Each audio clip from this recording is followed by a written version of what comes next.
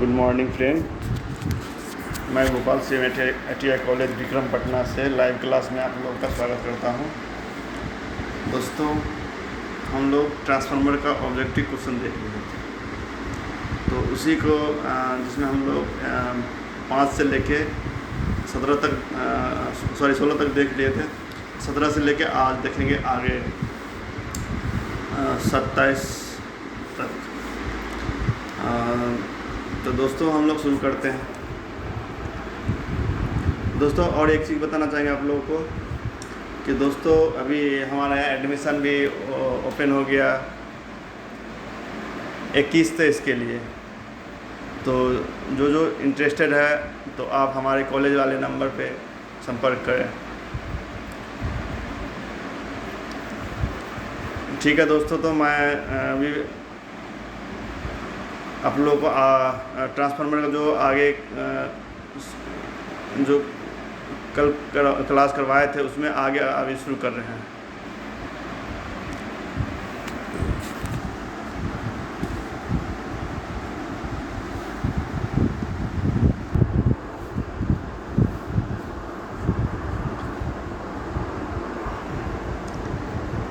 दोस्तों, 17 number question है, निम्न में से कौन सा ट्रांसफार्मर समान शक्ति एवं प्रकाश हेतु विद्युत संयोजन प्रदान करने हेतु प्रयोग किया जाता है? तो कौन सा होगा दोस्तों?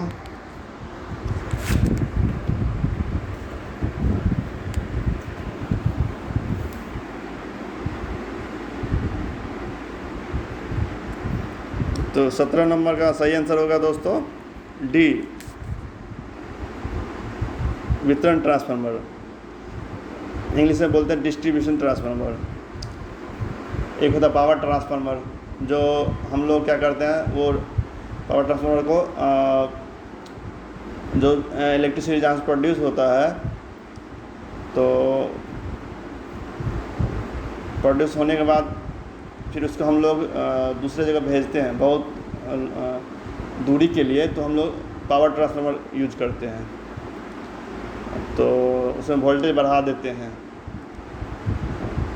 तो वोल्टेज जो ज़्यादा होता है तो हमारी लॉसेस कम होती है, तो इसीलिए हम लोग पावर ट्रांसफार्मर उसमें यूज करते हैं। और हमारे घरों में जो यूज होता है, या देखेंगे आपके अगल बगल में जो ट्रांसफार्मर आता है, तो वितरण ट्रांसफार्मर, डिस्ट्रीब्यूटर ट्रांसफार्मर बोलते हैं इसको। और इसमें एक आगे क्वेश्चन भी है, तो ये हमेशा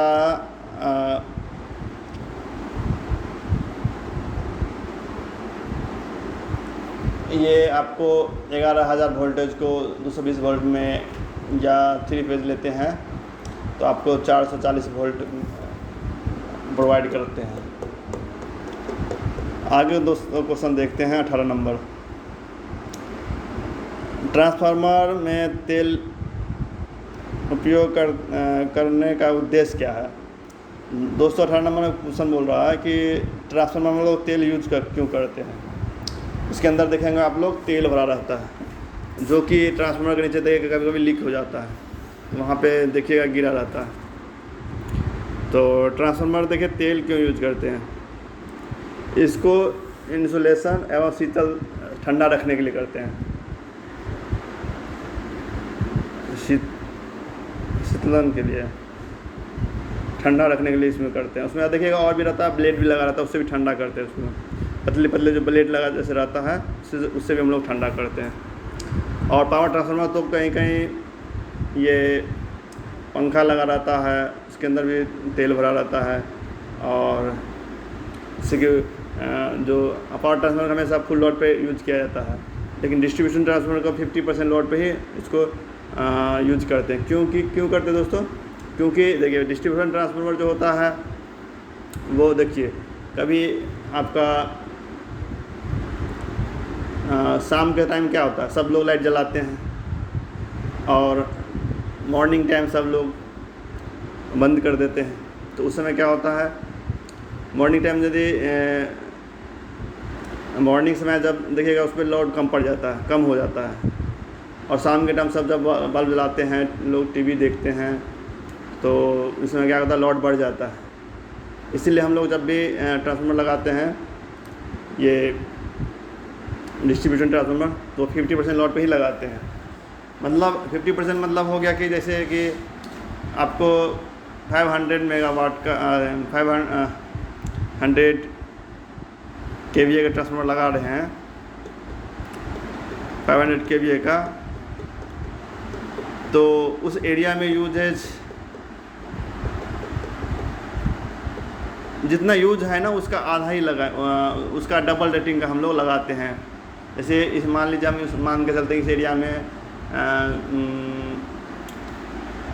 250 kVA का यूजेज होता है, तो हम लोग उसको बढ़ा के लगाते हैं, उसका डबल लगाते हैं। तो 250, तो उसमें लगाएंगे 5 kVA का ट्रांसफार्मर लगाएंगे। ये होता है दोस्तों। तो दोस्तों हम लोग 18 नंबर क्वेश्चन देख लिए। ट्रांसफार्मर को में तेल उपयोग क्यों करते हैं? इंसुलेशन एवं शीतलता के लिए।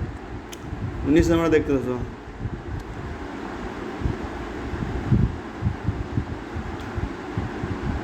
टेप ट्रांसफार्मर वह है जिसमें, टेप ट्रांसफार्मर क्या होता है दोस्तों 19 नंबर में? तो इसमें 18 का हो गया बी, 19 में देखिए क्या होगा। 19 का इसमें सही हो जाएगा आपका सी आंसर।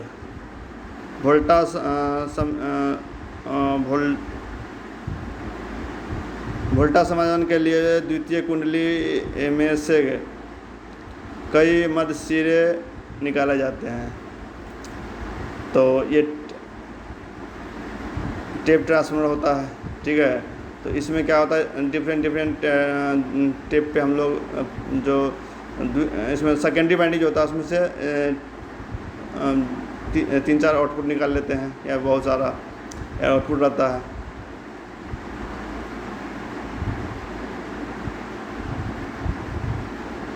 टेपिंग रहता है, मतलब अलग अलग स्टेप पे रहता है, तो उसमें अलग अलग वोल्टेज रहेगा, ठीक है। तो जितना वोल्टेज हमारी रिक्वायरमेंट था उस तरह से हम लोग रखते हैं, इसलिए इसमें इसका सही होगा सी।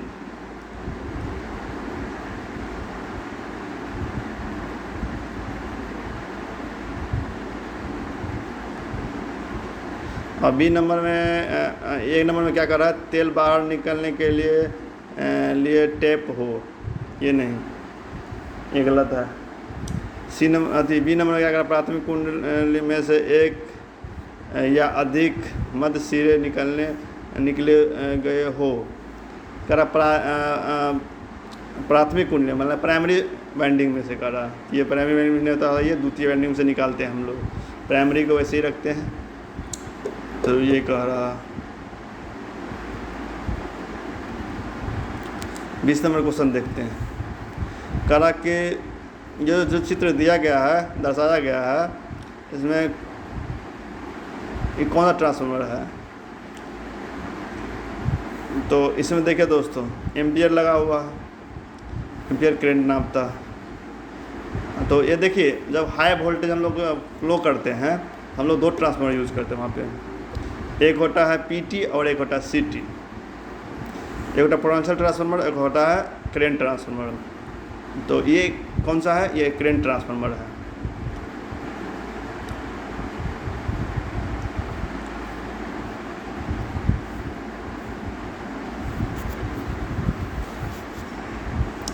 अब 21 नंबर में आते हैं। इसमें कौन सा सही हो जाएगा? ये 20 का बी हो जाएगा। 21 में देखते हैं दोस्तों। 21 में ऑटो ट्रांसफार्मर क्या होता है? ऑटो ट्रांसफार्मर का प्रयोग कहाँ होता है? ये पूछ रहा है। ऑटो ट्रांसफार्मर का डैश प्रयोग किया जाते हैं। तो ऑटोमोबाइल में वोल्टा के लघु परिवर्तन पैदा करने के लिए, वोल्टा में स्वयं होने वाले परिवर्तन हेतु, नियत आउटपुट वोल्टा हेतु। बताइए कौन सही होगा? 21 का सही होगा ए। 21 का सही हो जाएगा ये ए आंसर। 22 में आते हैं दोस्तों। पोटेंशियल ट्रांसफार्मर का प्रयोग किया जाता है। हम बताए थे दोस्तों पहले पोटेंशियल ट्रांसफार्मर क्या होता है, क्या चीज़ के लिए करते हैं। सिटी क्या चीज़ के लिए यूज किए थे, करंट ट्रांसफार्मर के लिए, सिटी करंट ट्रांसफार्मर बोलते हैं। तो पोटेंशियल ट्रांसफार्मर हो जाएगा PT.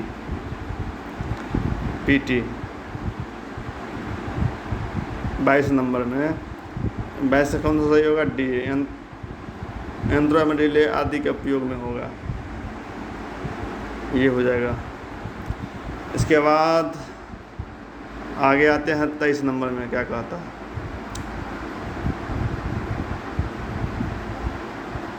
Three phase delta transformer की एक फेज कुंडल जल जाए तो वह प्रदान करेगा, मतलब जल जाए मतलब एक सर्किट थ्री फेज ट्रांसफार्मर जो रहता है उसमें 3 गो वाइंडिंग रहता है और 3 गो कॉइल लपेटा रहता है, तीनों, ठीक है। तो ये तीनों क्या होता है, जिसमें से कि एक यदि कट मतलब ख़राब हो जाए तो बाकी 2 है तो वो दोनों वो ऑपरेट रहता है, ठीक है। एक मतलब एक ओपन हो जाता है, स्टार कनेक्शन है,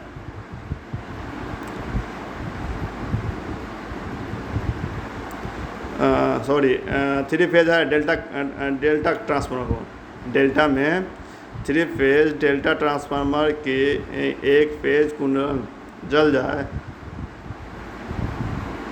तो या ओपन सर्किट हो जाए तो वह प्रदान करेगा।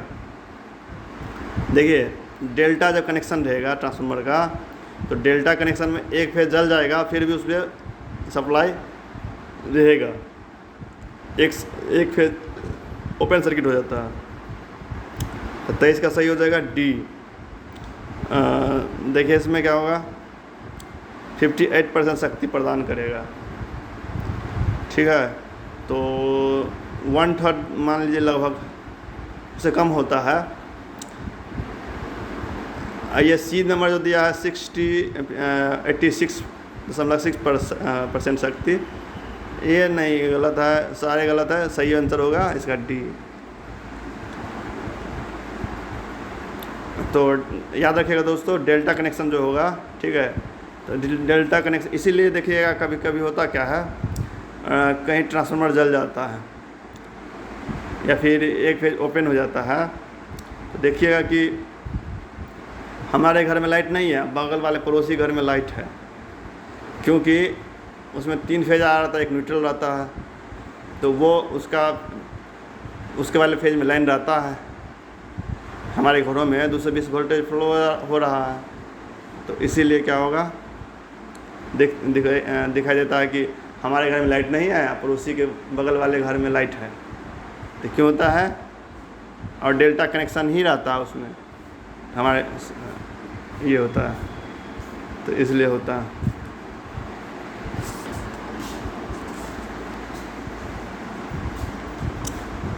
तो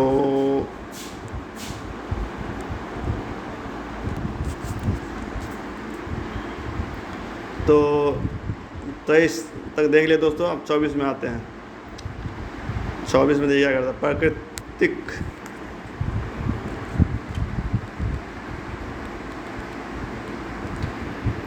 में क्या कह रहे हैं, प्राकृतिक रूप से तेल शीतलन प्रणाली का प्रयोग कितनी क्षमता के ट्रांसफार्मर के लिए किया जाता है। प्राकृतिक रूप से तेल शीतलन प्रणाली का उपयोग कितने क्षमता के ट्रांसफार्मर के लिए किया जाता है। 24 में कह रहा है, 24 नंबर में कि तेल शीतल प्रणाली का प्रयोग कितनी क्षमता के ट्रांसफार्मर में किया जाता है।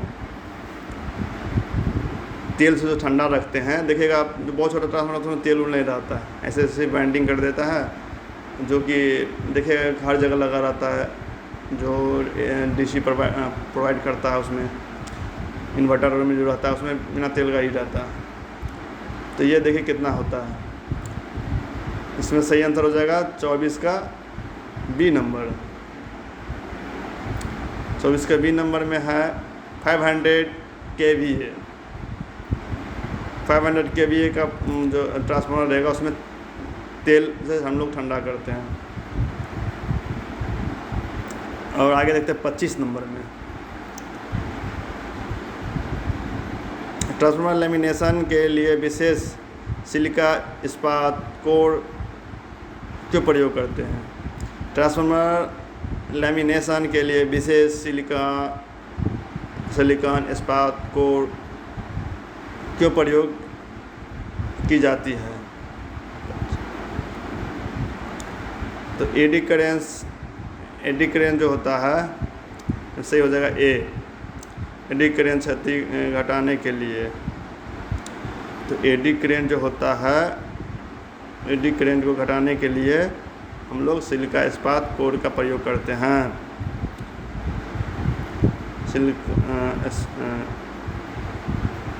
इससे क्या होता है, एडी करेंट घट जाते हैं। ट्रांसफार्मर का 26 नंबर में दोस्तों देखते हैं, ट्रांसफार्मर का कार्य सिद्धांत है। ट्रांसफार्मर का कार्य सिद्धांत है, किस सिद्धांत पे काम करता है ट्रांसफार्मर, बताइए लो आप लोग। सप्रेरण सिद्धांत पे कार्य करते हैं। इसमें सही आंसर हो जाएगा बी। और देखते हैं 27 नंबर में, 27 में कौन सा सही होगा दोस्तों? कोर निर्माण के लिए ऐसा इस्पात चुना जाता है जो कोर के लिए, कोर जो बनता है उसमें पतले पतले पत्ती से जो बनाते हैं उसको वाइंडिंग करते हैं, तो उसको कोर को जो है कोर निर्माण के लिए इस्पात चुना जाता है जो है, कौन सा इस्पात होगा? तो 27 का सही आंसर हो जाएगा आपको दोस्तों सी। उच्च चुंबकशील तथा निम्न है, ये वाली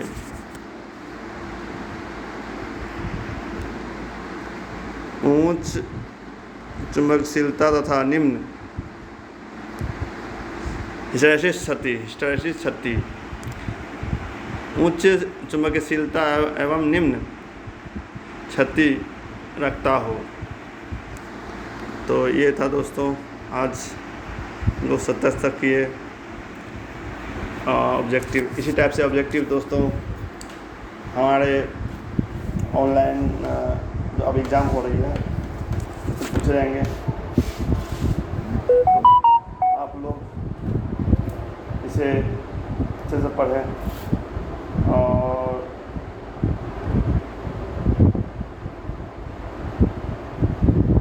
इसे प्रैक्टिस करें। थैंक यू दोस्तों।